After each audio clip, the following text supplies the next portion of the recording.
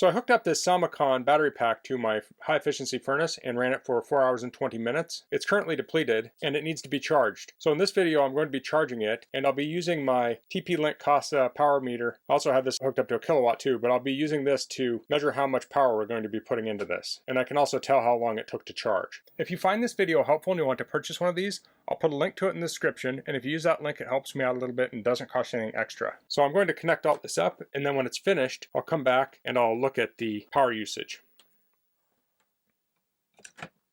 So we see it's at 0%. It says it's going to charge in 5 hours at 61 watts right now. And I can probably confirm that here. This says 76 watts. This Casa takes 1.3 watts, but there's probably some loss in the transformer there. So it's charging at 61 watts.